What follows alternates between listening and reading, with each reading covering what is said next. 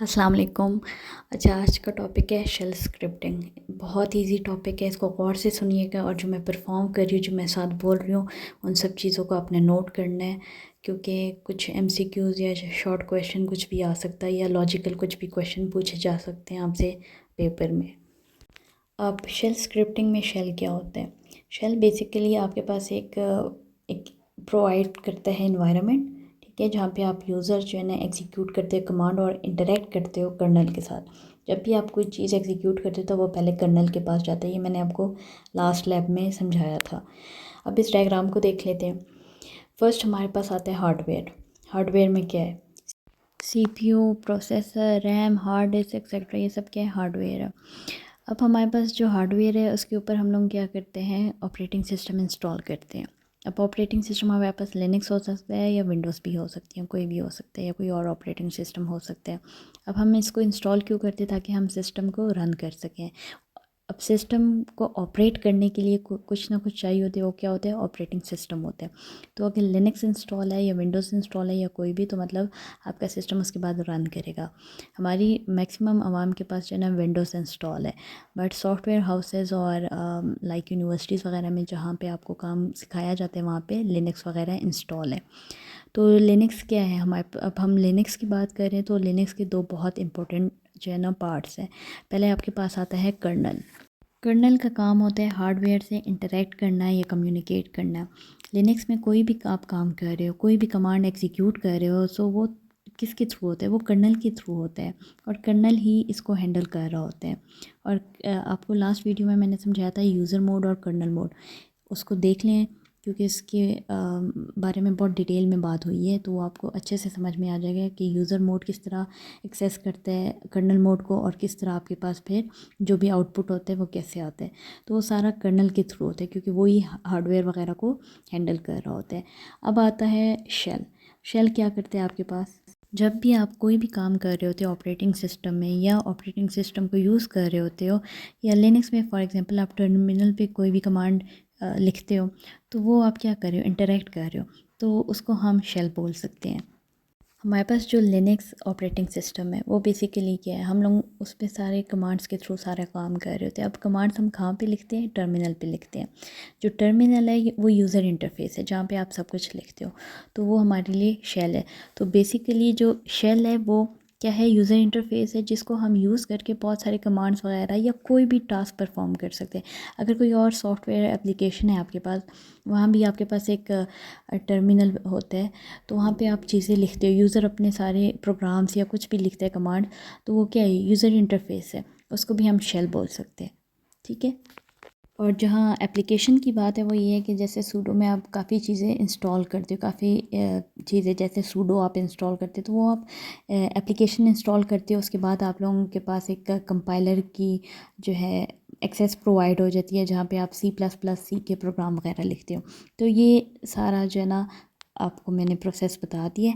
आप चलते हैं हम लोग शेल की तरफ के शेल की कितने टाइप्स हैं और शेल स्क्रिप्टिंग होती क्या है, शेल में क्या क्या काम हो सकते हैं और इसकी हमें क्यों ज़रूरत पड़ती है। अब आगे हम लोग देखते हैं और साथ में इसको परफॉर्म भी करते हैं। अब जो हमारे पास शेल है वो डिफरेंट टाइप्स के होते हैं, जिनमें से कुछ के मैंने यहाँ पे नाम लिख दिए हैं। उनमें से बैश का नाम आपने सुना भी होगा, बल्कि अपने जब हम लोग लैब में काम करते हैं उसमें देखा भी होगा। तो बैश क्या है? बहुत कॉमन जो शेल है जो मोस्टली यूज़ होते हैं वो क्या है? बैश शेल, ठीक है। बाकी शेल भी यूज़ होते हैं लेकिन मोस्ट कॉमनली जो बहुत कॉमन है वो क्या है? Bash shell. फिर ये जो SH शेल है ये बहुत ओल्ड तो नहीं है, ओल्ड वर्जन है, बहुत ज़्यादा ओल्ड नहीं है लेकिन ओल्ड वर्जन है। और ये जो ZSH शेल है ना, ये जो है ना बैश का अपडेटेड वर्जन है। तो ये आपको चीज़ें पता होनी चाहिए। KSH और TSH भी शेल की टाइप है। अब अगर आपको चेक करना है कि आपके सिस्टम में कौन सा शेल टाइप है, तो आप इसको आराम से चेक कर सकते हो। उसको चेक कैसे कर सकते हो? यहाँ पे मैंने स्क्रीनशॉट लगा दिया, साथ में मैं आपको यहाँ परफॉर्म भी करके देती हूँ हम कैसे कर सकते हैं। सिंपल, आपने क्या करना है, कमांड लिखनी है टर्मिनल पे इको स्पेस डॉलर का साइन और ज़ीरो। अब जैसे एंटर करोगे वो आपको आपकी शेल की टाइप बता देगा जो कि आपके सिस्टम में है, ठीक है।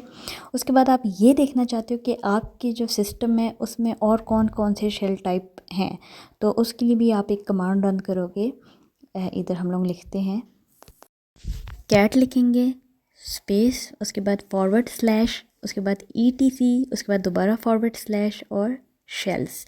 ठीक है, कैट के दरम्यान में सिर्फ स्पेस होगा, उसके बाद स्पेस नहीं है।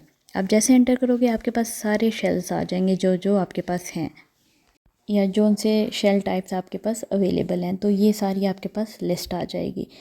पहले आपने ये देखना है कि आपके पास कौन सा शेल है, उसके बाद आपने शेल की जितनी भी अवेलेबिलिटी है वो सारी चेक करनी है। तो ये आपसे क्वेश्चन पूछा जा सकता है, कमांड पूछी जा सकती है, तो आपको पता होना चाहिए कि किस तरह आपको शेल की टाइप्स जो अवेलेबल है वो पता चलती है, और आपके पास जो शेल टाइप है जिस पे अभी आप काम कर रहे हो टर्मिनल पे, तो वो उसके लिए क्या करना है, तो वो है इको स्पेस $0। अब आ जाते हैं शेल स्क्रिप्टिंग। शेल का हमें पता चल गया, शेल स्क्रिप्टिंग क्या होती है। शेल स्क्रिप्टिंग में ये होता है कि बहुत सारी कमांड्स होती हैं, सेट ऑफ कमांड्स होती हैं जिसको हम एग्जीक्यूट करते हैं। ठीक है, जैसे फॉर एग्जांपल हम एक फ़ाइल बनाते हैं, उसमें बहुत ज़्यादा कमांड्स लिख देते हैं, मतलब या 2 लिख दो या 100 लिख दो। ठीक है, वो आप लिख दोगे, उसको आप क्या करोगे, एग्जीक्यूट करोगे। वो जैसे ही उस फाइल को आप एग्जीक्यूट करोगे तो वो सारी 100 हैं या 2 हैं, उन सबको एग्जीक्यूट कर देगा एक ही बार में। अब इसका क्या फ़ायदा होता है, जैसे आप एक ही कमांड रन कर रहे हो, उसमें कितना टाइम लगता है। आप एक फ़ाइल बनाओ, उसमें सारी कमांड्स लिख लो जो भी आपने टास्क परफॉर्म करने हैं। अब उस फाइल को आप एग्जीक्यूट करो, वो एक ही बार में आपको सारे जितने भी आपके कमांड्स हैं उनको एक ही बार में एग्जीक्यूट कर देगा। एक ये फ़ायदा है। दूसरा ये कि आप उसको दोबारा यूज़ भी कर सकते हो, उसको मॉडिफाई भी कर सकते हो। तो ये होती है शेल स्क्रिप्टिंग। ठीक है, अब हम लोग आ जाते हैं, इसको चेक करते हैं कि ये कैसे काम करते हैं। अब हम लोग कहाँ पे हैं, रूट डायरेक्टरी पे हैं। ठीक है, इसको हम कैसे चेक कर सकते हैं, PWD लिखेंगे, हम लोग रूट डायरेक्टरी पे हैं, हमें पाथ बता रहा है। LS करते हैं, हमारे पास कितनी लिस्ट शो करते हैं यहाँ पे, bench.py और hello.c, मतलब C का एक इसमें कोड पड़ा है और पाइथन का एक कोड पड़ा है बेंच के नाम से फ़ाइल में। अब हम एक डायरेक्टरी बना देते हैं कॉसर की नाम की, ताकि वहाँ पे हमने जो काम करना है, जो फाइल्स बनानी है, जो कुछ करना है, वो कॉसर की डायरेक्टरी के नाम के अंदर हो सब कुछ। अब हम कॉसर की डायरेक्टरी में चले जाते हैं और यहाँ पे स्क्रीन को हम क्लियर कर देते हैं। ठीक है, और यहाँ पे अब हम कमांड लिखते हैं CD कॉसर, यानी हमें कॉसर की डायरेक्टरी के अंदर ले जाओ, और अब हम जो भी काम करेंगे या जो भी फाइल बनाएंगे वो क्या होगा, कॉसर की डायरेक्टरी के अंदर जो डायरेक्टरी नेम है वो कॉसर है, और उस डायरेक्टरी के अंदर हम लोग क्या जो भी काम करेंगे इधर होगा, जो भी सेव करेंगे सब कुछ यहाँ पे सेव होगा। ठीक है, अब हम लोग क्या करते हैं, यहाँ पे हमने लिख दिया PWD, जिससे आपको बता रहा है कि आप रूट डायरेक्टरी के अंदर एक डायरेक्टरी है, उसका नाम कॉसर है, उसके अंदर आप हो। लेकिन ये जो आप हैश है उससे पहले भी देखो कॉसर लिखा है, वहाँ से भी आपको पता चल जाता है। और अगर प्रॉपर पाथ देखना है तो आप क्या करोगे, PWD।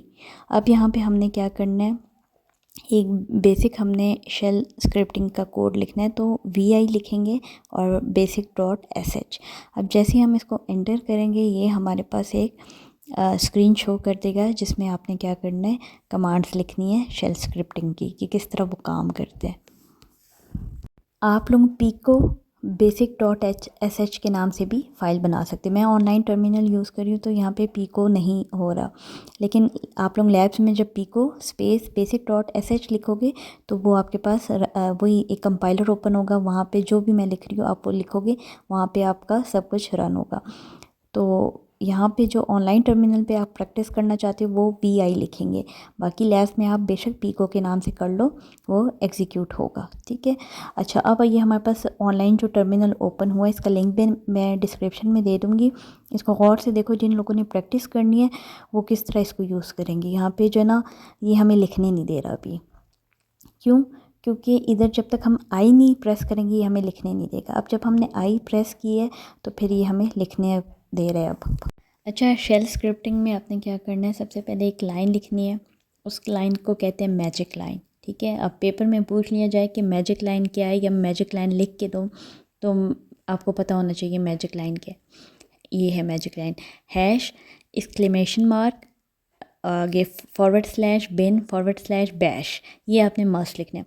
वैसे इसके बगैर भी एग्जीक्यूट हो जाता है, ऑनलाइन टर्मिनल में शायद ना हो लेकिन आपके सिस्टम में हो जाएगा, लेकिन ये लाजमी होता है, इसे कहते हैं मैजिक लाइन। .sh आपको बताता है कि यहाँ पे शेल स्क्रिप्टिंग का कोड है, और ये जो मैजिक लाइन है ये आपको बताता है कि यहाँ पे क्या है, शेल स्क्रिप्टिंग का काम हो रहा है।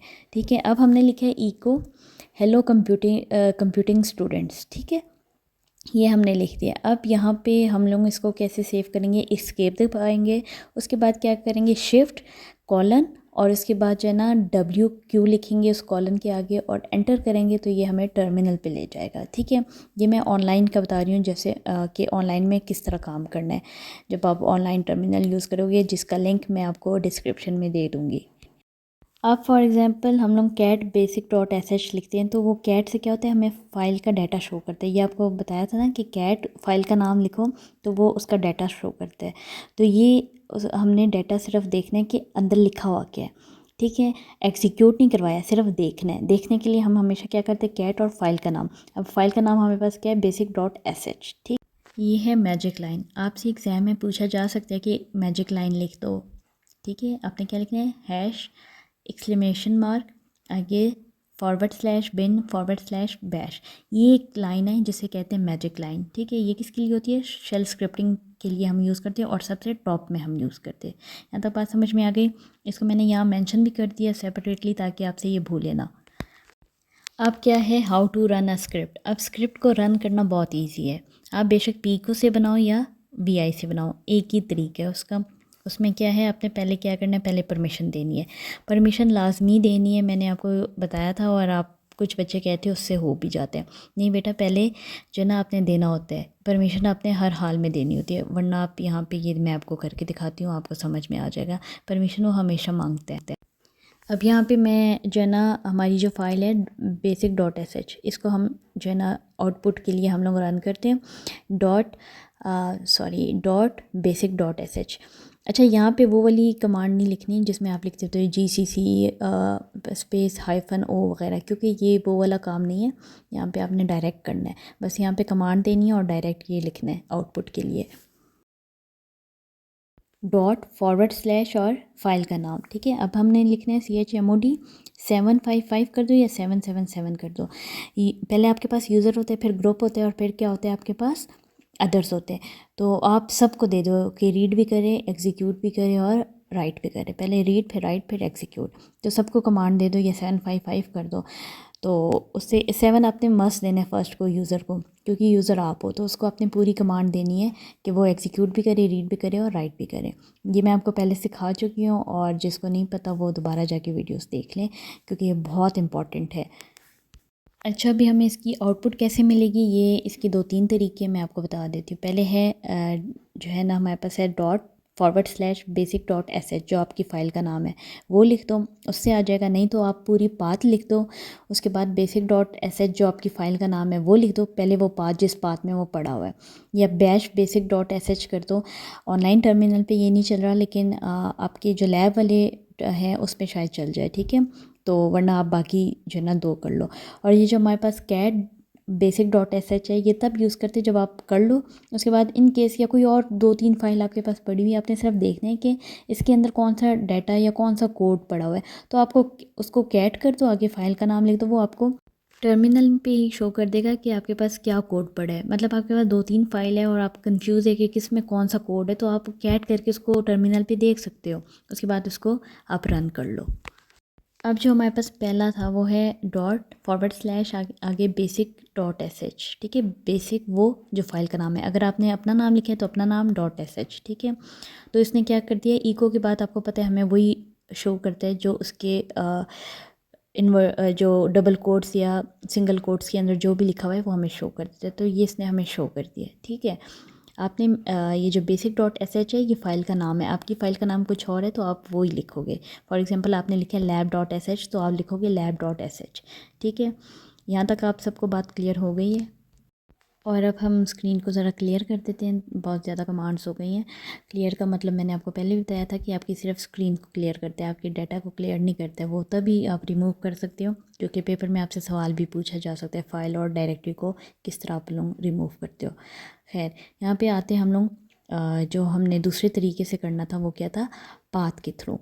पाथ के थ्रू हम लोग कैसे करेंगे वो भी मैं आपको अभी बता देती हूँ। यहाँ पे आप लोग लिखो PWD। वैसे तो हमें पता है रूट डायरेक्टरी के अंदर कौन सा डायरेक्टरी है, उसके अंदर फ़ाइल है। तो वरना अगर आपको नहीं पता, आप लिखोगे PWD, उससे आपको क्या प्रेजेंट वर्किंग डायरेक्टरी बता देगा। उसके बाद आपने वो फ़ाइल का नाम लिखना है और आप की फ़ाइल का डाटा जो ना शो हो जाएगा। अब कॉसर की डायरेक्टरी के अंदर अभी तक हमारे पास एक ही फ़ाइल बनी है जिसका नाम है basic.sh। वो आपके पास यहाँ पे शो हो गया। यहाँ पे आप लोग क्या करोगे, बल्कि लिख देते हैं PWD, ताकि आपको पता हो कि प्रेजेंट वर्किंग डायरेक्टरी है क्या। उसके बाद आगे हम लोग क्या लिख देते हैं, उस फाइल का नाम, ताकि आपको पता हो कि 2-3 तरीके होते हैं एक चीज़ को रन करने के लिए, एग्जीक्यूट करने के लिए। पहले हम लोग रूट डायरेक्टरी पे चले जाते हैं, जिसके लिए हमने CD लिखने हैं। आपको पता है, आप जहाँ भी कहीं भी हो आप CD लिखोगे, आप रूट डायरेक्टरी पे पहुँच जाओगे। फिर आपने PWD करना है, जो कि है रूट, ठीक है। CD कॉसर, मतलब कॉसर की डायरेक्टरी में आ जाओ। अब यहाँ पे आप PWD करो। ये आपको बता रहे हैं कि रूट डायरेक्टरी के अंदर कॉसर डायरेक्टरी है, उसके अंदर हमारी जो फाइल पड़ी है, ठीक है। ये आपको पता है, आपने फॉरवर्ड स्लैश के बाद आगे basic.sh लिखना है। अब आपने क्या करना है कि यहाँ पे लिख दो रूट, ठीक है, आगे स्लैश कॉसर, उसके बाद आपने लिखना है दोबारा फॉरवर्ड स्लैश और इधर लिखना है basic.sh, ठीक है। यहाँ पे आपके पास क्या आ गया, हेलो कंप्यूटिंग स्टूडेंट्स। हम लोग रूट डायरेक्टरी में हैं, लेकिन हमने उसको बात बताया कि रूट डायरेक्टरी के अंदर जाने के बाद कॉसर डायरेक्टरी में जाओ और उसके अंदर basic.sh के नाम से फ़ाइल है, उसको क्या करो, आप रन करो। तो ये हमारे पास इस तरह हो जाता है। तीसरा हमारे पास बैश, आगे फ़ाइल का नाम जैसे basic.sh है वो करें। तो वो ऑनलाइन टर्मिनल पे नहीं हो रहा, तो वो आप अपने सिस्टम पे ट्राई करना, नहीं तो ये 2 भी काफ़ी हैं। और कैट का मैंने आपको बता दिया कि जस्ट प्रोग्राम देखने के लिए कि मतलब डाटा देखने के लिए कि अंदर इस फाइल में है क्या। अब आ जाता है कमेंट। आपको पता है हर लैंग्वेज में, हर C++ में भी, इवन जावास्क्रिप्ट में भी आप कमेंट्स का यूज़ करते हो, और आपको पता है इसका यूज़ क्यों होता है। समटाइम्स आप बड़े बड़े कोड्स लिखते हो तो आपको कमेंट्स की ज़रूरत पड़ जाती है कि नेक्स्ट टाइम अगर हमें मेंटेनेंस का काम करना पड़ जाए या अपडेट करना पड़ जाए या कुछ भी, तो आपको पता हो कि आपने यहाँ पर क्या किया है, तो उसके लिए आप कमेंट्स वगैरह लिखते हो। खैर, अब आपको यहाँ पर एक कन्फ्यूज़न हो रही होगी कि मैजिक लाइन में भी हैश है, यहाँ भी बोला गया है कि हैश से क्या होता है, आपका कमेंट बन जाता है, तो क्या उसको क्यों नहीं कमेंट बनाते हैं। इस तरह का आपके माइंड में सवाल आ जाना चाहिए। तो जो पहली लाइन होती है ना, जिसमें आप hash exclamation mark forward slash bin forward slash bash ये लिखते हो, जो पहली लाइन होती है ना, हमेशा जब भी आप शेल स्क्रिप्टिंग करते हो, वो हमेशा ना फर्स्ट जो लाइन होती है आपकी रिज़र्व होती है, जिसमें आपकी मैजिक लाइन होती है। जो फर्स्ट लाइन होती है ना, वो आपकी हमेशा रिज़र्व होती है। उसके बाद जितने हैशटैग लगाओगे ना, वो सारे को कमेंट्स बना लेगा, लेकिन फ़र्स्ट को वो नहीं करेगा, क्योंकि वो रिज़र्व होती है और उसमें शेल स्क्रिप्टिंग के लिए वो रिज़र्व की जाती है। यहाँ पे शेल स्क्रिप्टिंग का मैजिक लाइन आएगी, ठीक है, तो इसलिए वो उसको कमेंट नहीं बनाता। उसके नीचे अभी मैं कमेंट लिखूँगी, फिर आप देखना उसको वो कमेंट ही कंसिडर करेगा। अब इस तरह के सवाल भी आपसे पूछे जा सकते हैं, डायरेक्ट भी सिनेरियो की तरह भी है कि हमने ये काम किया है तो उसको कमेंट क्यों नहीं लिया। तो आपको पता होना चाहिए कि हमेशा शेल स्क्रिप्टिंग में फ़र्स्ट लाइन जो होती है वो रिज़र्व होती है मैजिक लाइन के लिए, ठीक है। तो ये चीज़ गौर से सुना करो, ये सिनेरियोज़ में आ सकते हैं या डायरेक्ट भी पूछे जा सकते हैं, तो आपको पता होना चाहिए इसके पीछे क्या लॉजिक है। अब हम लोग रूट डायरेक्टरी में, पहले हमने किस में जाना है, कॉसर की डायरेक्टरी में, क्योंकि हमने वहाँ पे सारी फ़ाइल्स करनी है, जो भी शेल स्क्रिप्टिंग की फ़ाइल्स बनानी है वहीं पे बनानी है। तो यहाँ पे हम लोग क्या करेंगे, कमेंट्स के नाम पे कोई फ़ाइल बना लेते हैं, या आप कोई भी फ़ाइल बना लो। मैं कमेंट्स के नाम से बना रही हूँ ताकि ईजी हो कि यहाँ पे कमेंट्स पड़े हुए हैं या कमेंट्स समझाने।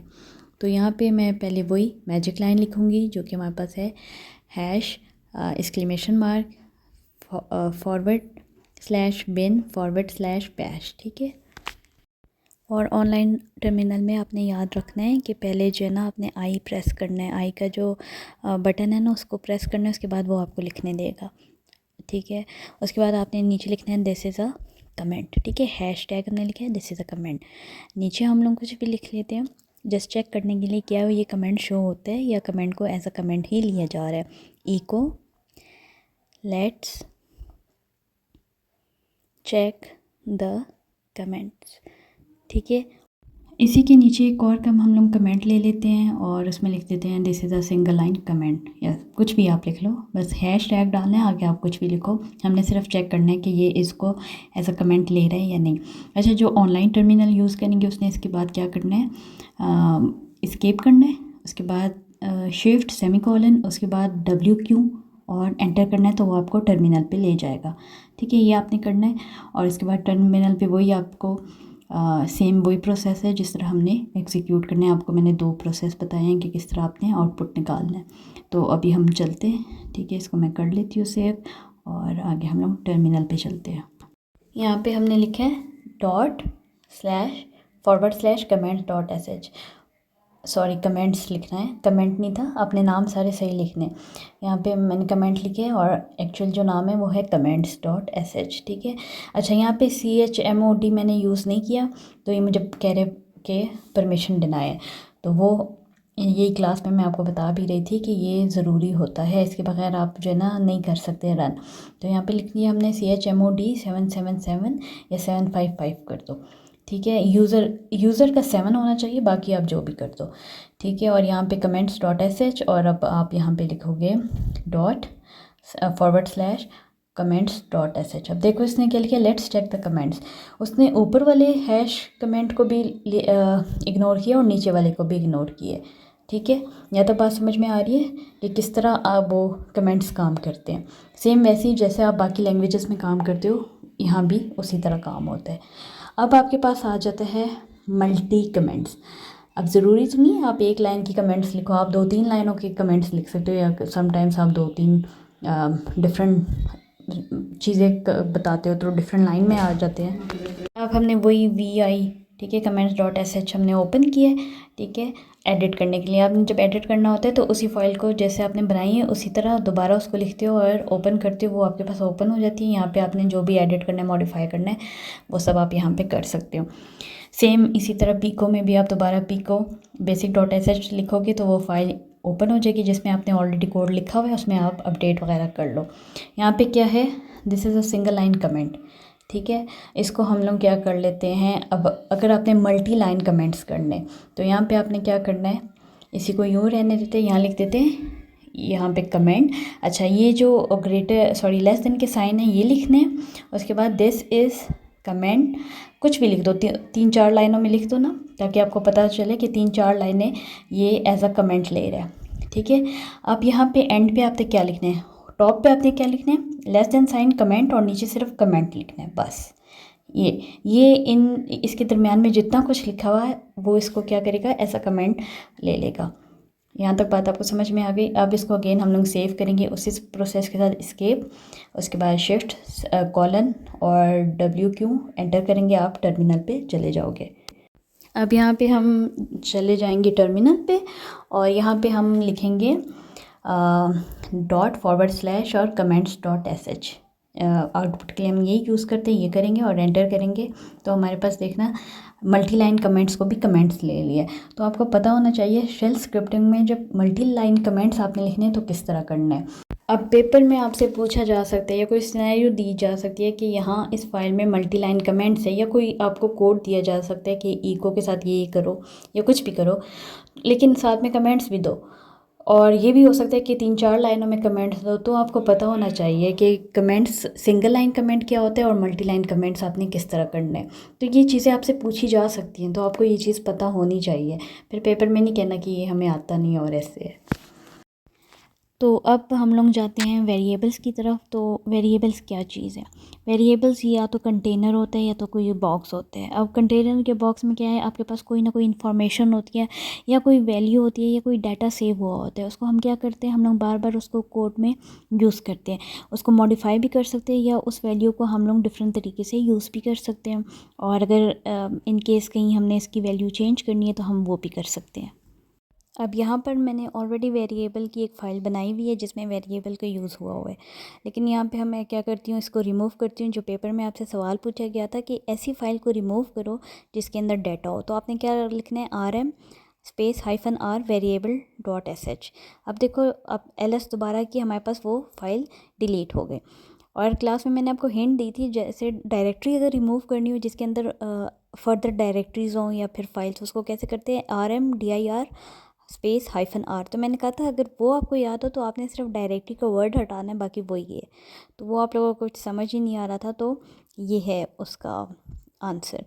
तो तो अभी मैं दोबारा वो फ़ाइल बनाती हूँ। मैं बना चुकी थी बट मुझे वो क्वेश्चन याद आया, तो मैंने कहा आपको यहाँ पे एक बार दोबारा रिवाइज़ करा दूँ कि किस तरह हम लोग किसी फ़ाइल के अंदर अगर डाटा हो तो उसको किस तरह हम लोग रिमूव करते हैं। यहाँ पर हमने वेरिएबल के नाम की एक फ़ाइल बनाई है और वहाँ पे अगेन वही मैजिक लाइन लिखी है, और यहाँ पे हम लोग लिखते हैं, एक कमेंट लिखते हैं जिसमें हम बता रहे हैं हाउ टू यूज़ वेरिएबल। ठीक है, ये हमारा कमेंट है जो कि बता रहा है कि हमने यहाँ पे वेरिएबल किस तरह यूज़ करने हैं। अब हम लोग एक ले लेते हैं नेम वेरिएबल जिसके अंदर एक स्ट्रिंग है। ठीक है, स्ट्रिंग को हमेशा डबल कोट से यूज़ करते हैं, अगर आप ना भी करो तो भी चलता है, लेकिन ये है कि आप उसको डबल कोट्स के अंदर हमेशा स्ट्रिंग को लिखा करो। उसके बाद हमने क्या किया, एज मैंने दिल रख दी है 27, और इसके बाद हम लोग कुछ लिख देते हैं, और क्या लिखें यहाँ पे, सब्जेक्ट लिख देते हैं। ठीक है, ताकि फिर उसके बाद हम लोग इको की थ्रू कोई एक लाइन बनाते हैं। यहाँ पे हम लोग लिख देते हैं सब्जेक्ट, और सब्जेक्ट हम लोग क्या लिखेंगे, ऑपरेटिंग सिस्टम। ठीक है, उसको हम लोग क्या करेंगे, डबल कोट्स के अंदर लिखेंगे ऑपरेटिंग, आगे सिस्टम। अब यहाँ पर हम लोग क्या करेंगे, लिखेंगे इको। ठीक है, और यहाँ पे लिखेंगे हे, और कोई सेंटेंस बनाते हैं इसका जिसमें इन तीनों का यूज़ हो जाए। लिखते हैं हे आई एम योर, आगे डॉलर का साइन और सब्जेक्ट। ठीक है, डॉलर का साइन और सब्जेक्ट मतलब जब हम इसको रन करेंगे तो इसके अंदर सब्जेक्ट की वैल्यू आ जाएगी जो कि है ऑपरेटिंग सिस्टम, इंस्ट्रक्टर। ठीक है, एंड माय, यहाँ पे आगे हम लोग नेम मेंशन कर देते। ठीक है, हे आई एम योर, यहाँ पे आएगा सब्जेक्ट का नेम। ठीक है, इंस्ट्रक्टर एंड माय नेम, जहाँ पे हमने नेम लिखा है डॉलर नेम, वहाँ पे क्या आएगा, मेरा नाम आ जाएगा। ठीक है, अच्छा आपने जो भी लिखना है, अच्छा एंड माय नेम इज़, ठीक है, नेम इज़, आगे मेरा नाम आएगा डॉलर नेम के अंदर। ठीक है, तो आगे ये डॉलर है, आगे जो नेम लिखा हुआ है, तो ये जो ऊपर हमने वेरिएबल जो है डिक्लेयर किए वो यहाँ पे कॉल होंगे। ठीक है, एंड माय एज इज़, ठीक है, एज इज़, आगे डॉलर और एज। ठीक है, उसके बाद डबल कोट्स, और इसको हम कर लेंगे एस्केप और शिफ्ट कॉलन। उसके बाद क्या करेंगे, WQ एंटर, और हम चले जाएंगे टर्मिनल पे, और वहाँ पे जाकर हम लोग क्या करेंगे, इसको एग्जीक्यूट करेंगे, इसका आउटपुट निकालेंगे कि हमारे पास क्या आता है। यहाँ पे अगेन हम लोग एक्सेस कमांड देंगे, अगर मैं ना दूँ तो वो फिर क्या कहेगा, परमिशन डिनाई। तो इससे पहले कि वो मुझे वो एरर दे, मैं ख़ुद ही लिख देती हूँ, एक्सेस दे देती हूँ, और यहाँ पे $/variable.sh, देखो यहाँ पे आ गया, वो जो डॉलर के साइन थे ना उसकी जगह उन्होंने वही जो वेरिएबल हमने जिन वेरिएबल के अंदर हमने चीज़ें स्टोर की हुई थी वो हमें पास शो हो रही हैं। Hey I am your operating system, यहाँ पे डॉलर क्या था, सब्जेक्ट, तो यहाँ पे उसने वैल्यू शो कर दी। Instructor and my name is, name, ये जो कॉसर है इसकी जगह हमने क्या लिखा था, डॉलर नेम, जो कि हमने एक वेरिएबल लिया था, उसके अंदर हमारे पास कॉसर का नाम था। एंड माय एज इज़ 27, जो हमने एक एज ली थी। आप इंट भी ले सकते हो इधर, ठीक है, या ए भी ले सकते हो, कुछ भी ले सकते हो, तो वो 27 आपको शो कर देगा। अच्छा, अब हम लोग क्या करते हैं कि हमने कैट वेरिएबल डॉट sh किया, कैट से आपको फ़ाइल के अंदर जो भी डाटा है वो शो होता है, तो ये इसने हमें डाटा शो कर दिया। ठीक है, हमने क्या लिखा है, एक वेरिएबल नहीं है, नेम एज सब्जेक्ट। ठीक है, उसमें हमने वैल्यूज़ पुट करती हैं कि ये वेरिएबल्स होनी चाहिए। अब हम इसको जो है ना $/variable.sh करते ताकि हमारे पास आउटपुट नज़र आ जाए।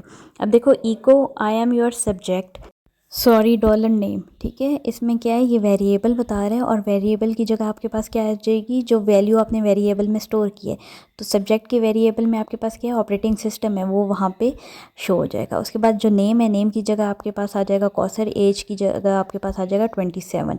ठीक है, ये वेरिएबल्स है जिनको क्या किए हमने, उनकी जगह कोई ना कोई वैल्यू स्टोर की हुई है, तो वो आके शो हो जाएंगी। तो बस आपको ये पता होना चाहिए कि आपने वेरिएबल को किस तरह यूज़ करना है। उनके आगे सिर्फ डॉलर का साइन लगाना है और वेरिएबल का नाम लिख देना है। ठीक है, अच्छा अब यहाँ पे मैं आपको पीको के थ्रू भी करके दे रही हूँ ताकि आपको पता हो। पीको स्पेस कॉसर डॉट sh लिखना है, आपके पास GNU कंपाइलर ओपन हो जाएगा।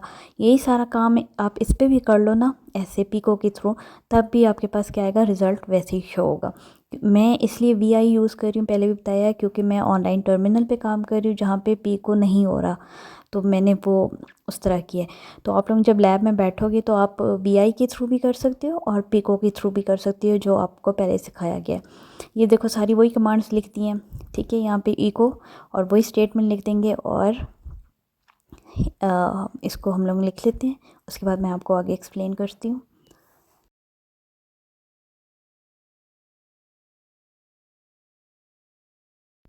अच्छा, यहाँ पे देखो डॉलर सब्जेक्ट जो आप लिख रहे हो कलर भी चेंज हो रहा है, ठीक है। इस तरह आप दोबारा लिखोगे नेम के साथ डॉलर, तो वो कलर क्यों चेंज हो रहा है वो आपको बता रहा है कि ये वेरिएबल की कोई ना कोई वैल्यू है जो यहाँ पे आके शो होगी, ठीक है। ऑनलाइन टर्मिनल पे इस तरह नहीं हो रहा था, लेकिन आपके पास जो आप लैब में करोगे तो उसका कलर चेंज होगा। यहाँ पे हम लोग पहले chmod 755 कॉसर डॉट sh करेंगे, जो कि परमिशन देनी लाजमी होती है। आप कुछ भी करो, पेपर में भी कुछ पूछा जाए, इंटरव्यू में भी पूछा जाए, तो आपको पता होना चाहिए कि आपने एक्सेस देनी होती है पहले, ठीक है। तो हम यूज़र है इसलिए हमारे पास रीड राइट एग्जीक्यूट 7 है, अगर सबको देनी है तो 777 कर दो, ठीक है। और यहाँ पे देखो वही सारा रिज़ल्ट है, सब कुछ वैसा ही है। अच्छा, यहाँ पे आप अगर G++ ना लिखो कॉसर डॉट sh स्पेस -o कॉसर, ये ना लिखो तब भी हो जाता है, ठीक है। तो यहाँ पे रिज़ल्ट आपके सामने आ गया, उसने वेरिएबल्स की जगह जो आपके पास वैल्यूज़ हैं वो जो है ना उसमें पुट कर दिए हैं। अब हम क्या करते हैं, पीको कॉसर डॉट sh हमने क्या करना है, इसको एडिट करना है। जब एडिट करना होता है तो आपने क्या करना होता है, अगेन वैसे ही आपने फ़ाइल जिस तरह आप क्रिएट करते हो वैसे ही ओपन करनी होती है। तो ये हमारे पास जब ओपन हुआ है सारा वही डाटा है, इसमें हम ना वेरिएबल्स की जो हमारे पास वैल्यूज़ है इसको चेंज कर देते हैं। नेम की जगह नायरा कर देते हैं, एज हम उनकी 20 कर देते हैं और बाकी सब वैसे ही कर देते हैं, ठीक है। यहाँ पे $/कॉसर डॉट sh करेंगे, जो कि हम आउटपुट के लिए यूज़ करते हैं। तो आपके पास देखो सारी जो है ना वैल्यूज़ चेंज हो गई हैं।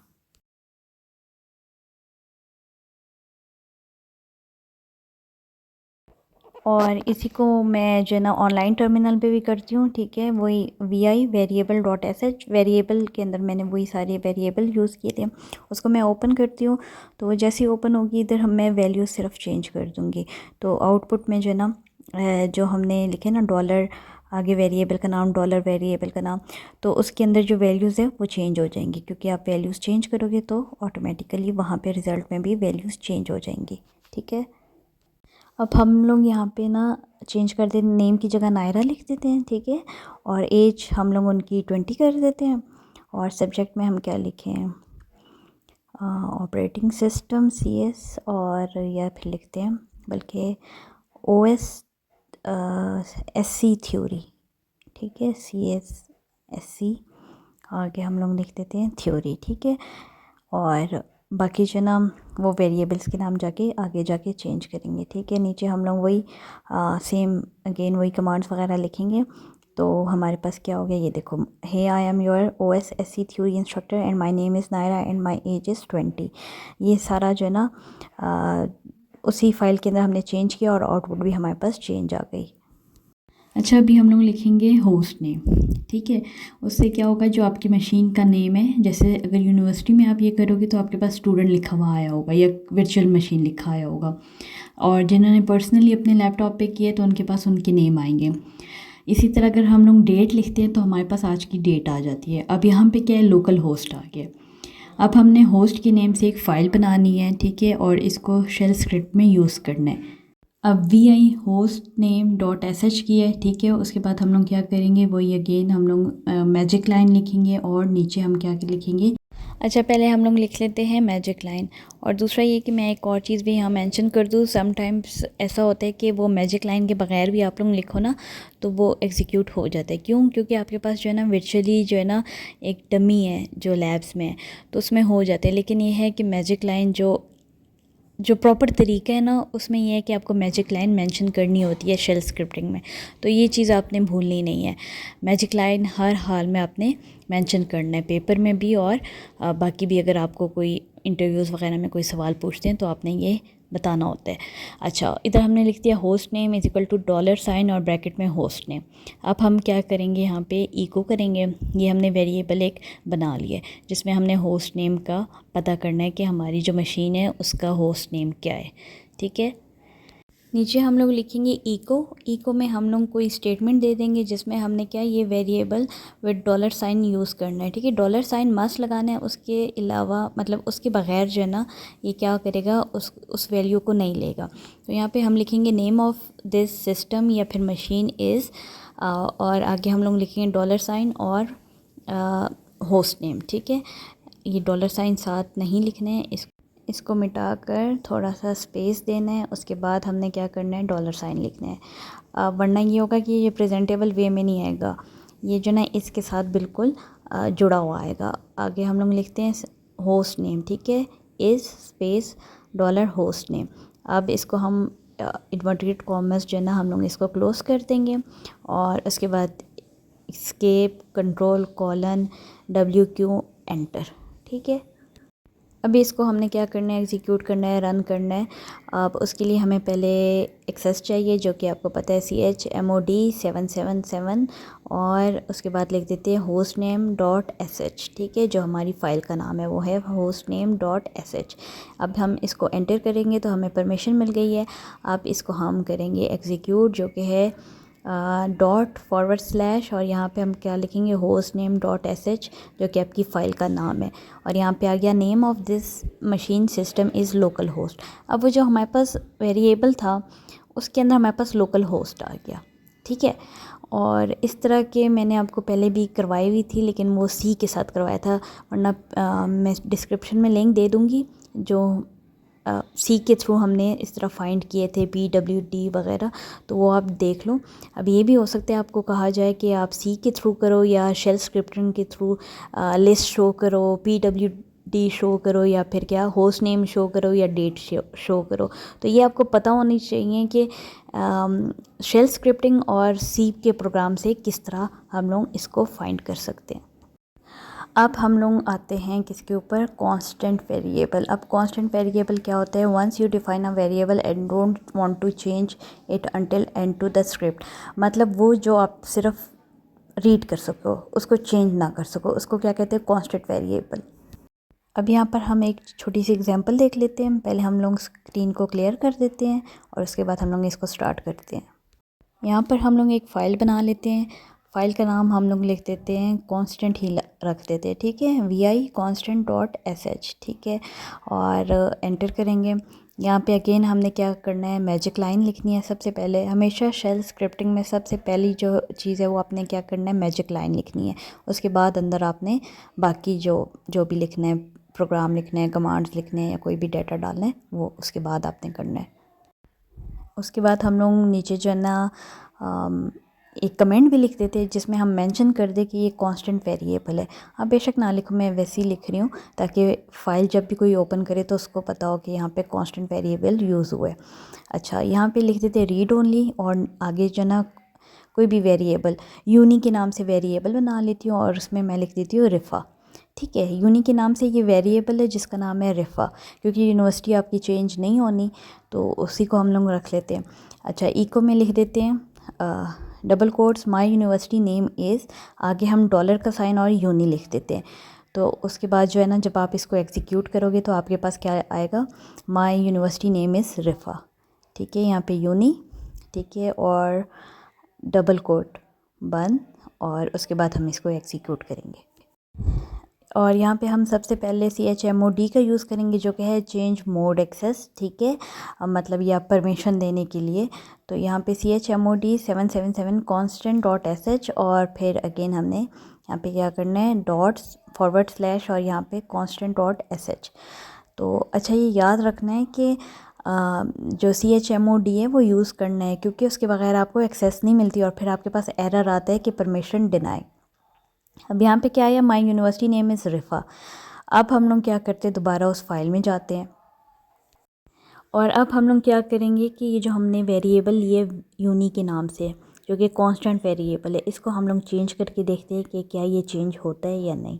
ठीक है, यहाँ पे इसके एंड पे हम लोग एंटर करके एंड पे हम लोग लेंगे दोबारा हम लोग ने जो वेरिएबल ने लिए सेम वही यूनी जो भी नाम लिए, मतलब उसी को लेना है, ताकि उसके अंदर हमने चेंजेस करनी है। आप कोई और वेरिएबल लोगे तो वो एक और वेरिएबल बन जाएगा। ठीक है, यहाँ पे हमने सेम वही यूनी लेना है और यहाँ पे हमने रिफ़ा की जगह लिख दिया कॉम सेट्स। ठीक है, वेरिएबल वही है हमारे पास, हमने उसके अंदर जो है वैल्यू वो चेंज कर दिया, रिफ़ा की जगह कॉम सेट्स लिख दिया।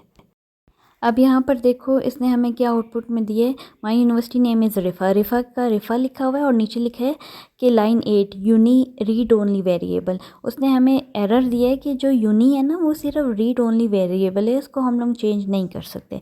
तो ये अब यहाँ पे एक अच्छा खासा लॉजिक बनता है, या कोई सिनेरियो आ सकता है, आपसे पूछा जा सकता है। चलो एक एग्जांपल दे देती हूँ। फॉर एग्जांपल एक सिनेरियो है, उसमें आपको मेंशन किया गया है कि आपने कुछ वेरिएबल्स हैं, उधर आपको दिया गया है कि ये कांस्टेंट वेरिएबल है, और फिर घुमाव फिरा के आपको शायद वो चेंज करने को कहा जाए, तो आपने उसके बताना है कि ये चेंज नहीं हो सकता, ये लॉजिकल एक क्वेश्चन है। या फिर आप लिख सकते हो नीचे कि यहाँ पे वो रीड ओनली वेरिएबल है या कांस्टेंट वेरिएबल है। तो इस तरह की चीज़ें घुमा फिरा के जब आती हैं तो आपका माइंड चलता नहीं है, तो सारी चीज़ें नोट करनी है, हर चीज़ नोट करनी है, पेपर में ये आ सकता है। अब शेल स्क्रिप्टिंग में अर्थमेटिक कैसे काम करते हैं ये आपको पहले भी मैंने सिखाया था, लेकिन यहाँ पे कैसे करना है शेल स्क्रिप्टिंग में वो मैं आपको समझाती हूँ। तो यहाँ पे ये कुछ एक्सप्रेशन वगैरह दिए हुए हैं, पहले इसको हम लोग ऑनलाइन टर्मिनल पे करते हैं और साथ में मैं आपको समझाती हूँ। यहाँ पे हम लिखते हैं VI space arithmetic dot SH, और इसके अंदर मैंने ऑलरेडी सब कुछ लिखा हुआ है, बस आपको एक्सप्लेन करना है और आपको आउटपुट दिखाना है। कमेंट में हमने लिख दिया अर्थमेटिक ऑपरेशंस। अब यहाँ पे क्या है, फर्स्ट हमारे पास एक्सप्रेशन है, स्पेस है, 1 है, स्पेस है, प्लस है, स्पेस है, 3 है। स्पेसिंग का आपने बहुत ख़ास ख्याल रखना है। ठीक है, स्पेस के बगैर आपका फिर वो रन नहीं करेगा। फिर इसी तरह मैंने माइनस का भी लिखा है, उसके बाद डिवाइड का भी लिखा है, मॉड्यूलस का भी लिखा है, मल्टीप्लिकेशन का भी लिखा है। अच्छा, मल्टीप्लिकेशन में लास्ट अगर आपको याद हो मैंने आपको बताया था, मल्टीप्लिकेशन के लिए आपने क्या लिखना होता है, फॉरवर्ड स्लैश और जो आपके पास स्टार होते हैं, डायरेक्ट स्टार नहीं लिखना, वो उसको मल्टीप्लाई नहीं करता। ये मैंने आपको जब हम लोगों ने BC पे काम किया था तब भी मैंने आपको समझाया था। तो यहाँ आपको मैं दोबारा रिपीट करवा रही हूँ, ये वाला जो ना हमेशा याद रखना है आपने। यहाँ पर जब हम लोग इसका आउटपुट निकालेंगे, ठीक है, तो वो हमारे पास क्या आएगा, पहले हम इसकी कमांड लिख लेते हैं, dot forward slash mathematics dot SH। ठीक है, ये हम लिखेंगे तो हमारे पास सारे जो ना ये देखो आ गए, सबके आंसर आ गए हैं। और वो जो लास्ट वाला है, ठीक है, वो मैं आपको एक चीज़ समझाती हूँ, थोड़ी उसमें लॉजिक है, बाकी सबके आंसर आ गए हैं। ठीक है, हम दोबारा उसी फाइल में जाते हैं, उसको ओपन करते हैं। अब इसको देखो, EXPR, ठीक है, एक्सप्रेशन। इससे पहले हमने पता है क्या किया है, एक साइन लगाया है जिसको हम कहते हैं बैक कोड। ठीक है, बैक कोड कहाँ है, टैब के ऊपर होता है, और ये होता है जो आपका है एस्केप का जो बटन है उसके नीचे जो है, ठीक है वो। और इसको हम अगर हम डबल कोट्स में करें ना, फिर देखना कैसा रिज़ल्ट आता है। इसको हम सेव करते हैं और इसका हम रिज़ल्ट देखते हैं। ये देखो हमारे पास कोई सोल्यूशन नहीं है, वही सेम लिखा हुआ आया है। तो आपको अगर याद हो, बल्कि मैं आपको आगे जाके दोबारा वो मैनुअल भी दिखाती हूँ, उसमें लिखा था कि डबल कोट्स के अंदर जो भी होगा उसको वैसे ही लेगा। तो हमने क्या करना है, इसको चेंज करना है। हमने यहाँ पे बैक कोट्स डालने एक्सप्रेशन से पहले और 6 के बाद। ठीक है, तो ये क्या करेगा, हमें 9 आंसर देगा। तो क्योंकि ये जो ना एग्जीक्यूट करने के लिए होता है, ये जो बैक कोट होता है जो कि आपकी स्केप के नीचे बटन है और टैब के ऊपर जो बटन है उसमें ये निशान साइन है, तो उसको आपने क्या करना है, वो साइन यूज़ करना है, तब जाके आपके पास ये आंसर आएगा। अगर आप सिंगल कोड या डबल कोड डालोगे तो आपके पास ये वैसे ही लिखा आया होगा, EXPR और 3+6। ठीक है, तो जब भी कोई एग्जीक्यूट चीज़ करनी है उसके लिए ये वाले कोड, ये वाले जो ना अपने बैक कोड वाले साइन डालने हैं। अब हम इसको एग्जीक्यूट करते हैं, ये देखो हमारे पास 9 आंसर आ गया, उन सब के आंसर भी आ गए हैं और एंड वाला भी हमारे पास 9 आ गया। अब ये देखो आप लोग, ये यहाँ पे लिखा हुआ है हमारे पास, प्रॉपर सारी एक्सप्लेनेशन लिखी हुई है। इसमें बताया गया है कि फ़र्स्ट जो है ना बिफ़ोर एक्सप्रेशन के आपने कौन सा बैक कोट यूज़ करना है, और जो है ना उसकी लोकेशन भी बताई हुई है कि एस्केप के नीचे जिसको आप टिल्ट वाला बटन है ना उसमें आप करते हो शिफ्ट के साथ दबाओ तो वो आपका बैक कोट बन जाता है, ठीक है। और सेकंड क्या है कि एंड पे भी लगाना है आपने, ठीक है। और ये जो नीचे आपको बताया जा रहा है ये कह रहे हैं कि आप डबल कोट लगाओ या सिंगल कोट लगाओ तो इट विल प्रिंट एक्सप्रेशन 6+3, और नीचे भी वही 6+3 करेगा, डबल के साथ करो या सिंगल के साथ। तो ये चीज़ आपने याद रखनी है। अब आ जाते हैं हम लोग इसकी एक्सप्लेनेशन की तरफ। ये आप पढ़ लो, बेशक इसको यहाँ पे स्टॉप कर लो, अपने पास बेशक लिख लो या इसका स्क्रीनशॉट ले लो। वैसे तो मैं आपको मॉलम पे ये अपलोड भी कर दूँगी। इसमें क्या है कि डबल कोट्स और सिंगल कोट्स का बताया है कि अंदर जो भी चीज़ होगी वो वैसे ही रहेगी, लेकिन जो बैक कोड है वो क्या करेगा, एग्जीक्यूट करेगा, कमांड को क्या करेगा, एग्जीक्यूट करेगा, ठीक है। इसको पॉज कर लो, इसका स्क्रीनशॉट ले लो ताकि आपको ये याद रहे। अच्छा, अब चलते हैं नेक्स्ट एग्जांपल की तरफ। वो क्या बता रहा है कि टुडे इज़ डेट। अब ये क्या करेगा, ये प्रिंट नहीं करेगा, लेकिन आप जब लिखोगे टुडे इज़ डेट, डेट को दोबारा बैक कोट पे करोगे। इसको हम ट्राई कर लेते हैं, इस तरह आपको सही से समझ में आएगा। हम डेट लिखते हैं, वैसे ही आप डेट लिख दो। आपके पास क्या आज की डेट आएगी, जैसे आज संडे है अप्रैल 21, तो ये आपके पास डेट आ जाएगी और साथ में ईयर आ जाएगा, सब कुछ आ जाएगा, AM PM सारी डिटेल्स आ गई है, ठीक है। अब इसको हमने क्या करना है, शेल स्क्रिप्ट में कैसे हम इसको करेंगे, हम लोग वही ऊपर मैजिक लाइन लिखेंगे, echo double quotes today is, फिर वो जो डेट है उसको डेट से पहले हमने बैक कोट डालना है, उसके बाद दोबारा ई के बाद, और उसके बाद दोबारा डबल कोट्स को कर देना है। मतलब वो जो डबल कोट के अंदर अगर आपने वो टेबल लिखा उसमें लिखा है कि डबल कोट के अंदर या सिंगल कोट के अंदर जो भी कुछ होगा वो रिमेन सेम रहेगा। अब टुडे इज़ वो जो डेट है उसको एग्जीक्यूट करेगा, बाकी वही लिखा आया होगा, ठीक है। अब नीचे हम लोग इसको एग्जीक्यूट करते हैं।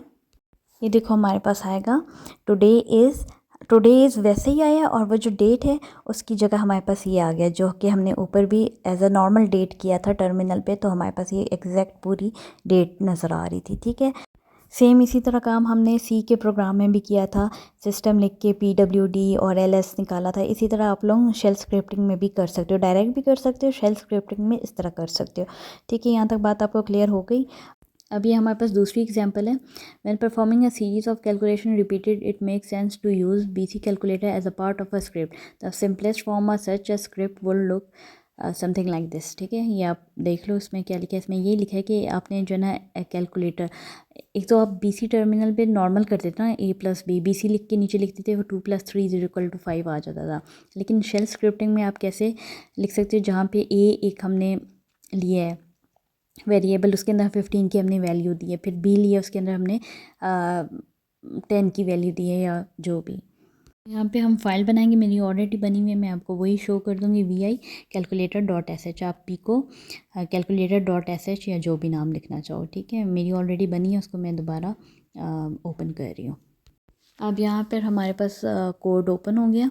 A की वैल्यू हमने 15 दी है, B की वैल्यू हमने 10 दी है। फिर यहाँ पे हमने इको, ठीक है, A-B जो भी है हमारे पास आंसर आएगा वो आपके पास BC जो है आपके पास टर्मिनल है उस पर शो हो जाएगा।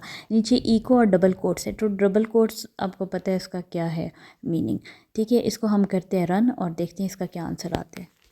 यहाँ पे हम लोग कमांड लिखेंगे और हमारे पास आ गया 15 - 10 = 5, तो ये हमारे पास आंसर निकल आया। तो इस तरह अर्थमेटिक ऑपरेटर्स का आप यूज़ कर सकते हो शेल स्क्रिप्टिंग में। बेसिक सी चीज़ें बस आपको थोड़ा बहुत पता होना चाहिए कि काम किस तरह किया जाता है, बाकी बहुत ईजी है। Shell scripting most easy topic है, सबसे ज़्यादा ईजी टॉपिक।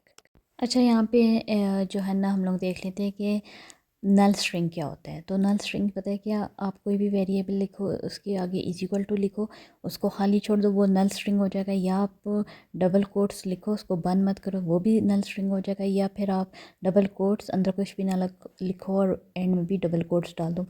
तो ये तीनों से आप जो है ना नल स्ट्रिंग को क्या कर सकते हो, शो कर सकते हो। ये सवाल भी आपसे कभी पूछा जा सकता है कि नल स्ट्रिंग को आप लोग किस तरह रिप्रेजेंट करते हो। अच्छा, यहाँ पे दूसरा सवाल आता है, वो है a file contains following script execute this code.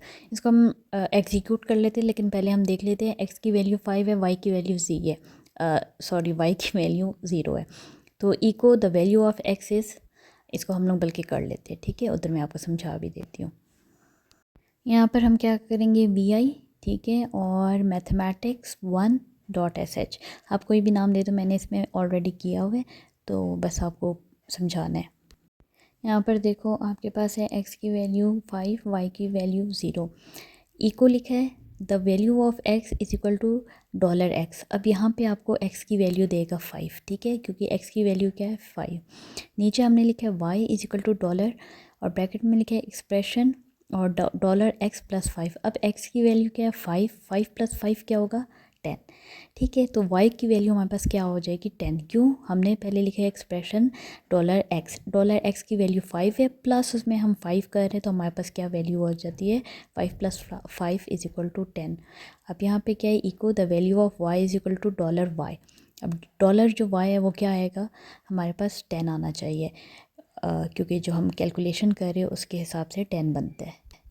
यहाँ पे हम जैसे ही एंटर करेंगे तो हमारे पास the value of x is equal to 5 और the value of y is equal to 10। वो जो पहली लाइन थी echo the value of x is equal to 5, उसको उसने एग्जीक्यूट किया, और नीचे जो वैल्यू लाइन थी the value of y is equal to $y, उसमें उसने 10 पुट कर दिए। अब हम लोग BC लिखेंगे ताकि हमारे पास BC एक्टिव हो जाए, और यहाँ पे हम लिखेंगे 2 + 4 इज इक्वल टू 6। मैंने आपको पहले भी ये करवाया हुआ है कि जब भी आप BC लिखोगे और नीचे आप कुछ भी एक्सप्रेशन लिखोगे, अर्थमेटिक ऑपरेशंस कोई भी करोगे परफॉर्म, वो एग्जैक्ट वैसे ही आंसर देगा, कुछ आपने नहीं लिखना एक्स्ट्रा उसके लिए। तो यहाँ पे एक चीज़ सिखानी है, जैसे ये 15 डिवाइडेड बाई 2 है, तो इसका आंसर आता है 7.5, पर इसने 7 दिया, तो यहाँ पे हम क्या लिखेंगे, स्केल इज इक्वल टू 3, मतलब 3 स्केल पे हमें आंसर दो, तो ये क्या देगा 7.500, ठीक है। 7 के बाद 3 स्केल पे ये हमें आंसर देगा। तो ये अगर आपने पॉइंट्स में किसी का आंसर लेना है तो उसके लिए आपको पहले स्केल का बताना पड़ेगा कि कितने स्केल पे वो आपको आंसर दे, ठीक है। अब आपको इस तरह सवाल दिया जा सकता है कि कोई भी डिवीज़न का दिया जा सकता है, या पूछा जा सकता है कि पॉइंट के बाद कितने डिजिट्स आपके पास आने चाहिए, तो उधर आप स्केल का यूज़ करोगे, ठीक है। तो ये इस तरह के सवाल पूछे जाते हैं, फिर आप ना कंफ्यूज हो जाते हो, ये छोटे छोटे सवाल हैं, ठीक है। अब आप होपफुली आपको ये सब समझ में आ गया। अब यहाँ पे एक ये जो एग्जांपल है इसको भी कर लेते हैं। यहाँ पर हम स्केल लेंगे 2 और स्क्वायर रूट लेंगे 50 का, और इसका आंसर हम लोग देखेंगे कि पॉइंट के बाद कितने डिजिट में हमारे पास आंसर आते हैं। तो यहाँ पे हम लोग इसको देखते हैं, ये हमारे पास आंसर आएगा 50 और एंटर करेंगे 7.07, मतलब डॉट के बाद 2 स्केल आया है, ठीक है, 2 डिजिट्स आए हैं हमारे पास। यहाँ पर आपका टॉपिक होता है ख़त्म, और अब आता है बोनस मार्क्स के लिए क्वेश्चंस। आगे कुछ क्वेश्चंस आ रहे हैं, आपने क्या करना है, ऑनलाइन टर्मिनल पे करना है तो वो कर लो, नहीं तो ड्राई रन कर लो। आपने मुझे क्या करना है, इन 4 सवालों के मुझे जो है ना जवाब विद एक्सप्लेनेशन, या फिर क्या करो स्टेप बाय स्टेप बता दो कि ऐसे होगा फिर ऐसे होगा और इसका क्या आंसर आएगा और कैसे सॉल्व होगा। जो भी आपको समझ में आता है आपने नीचे कमेंट सेक्शन में बता देना है।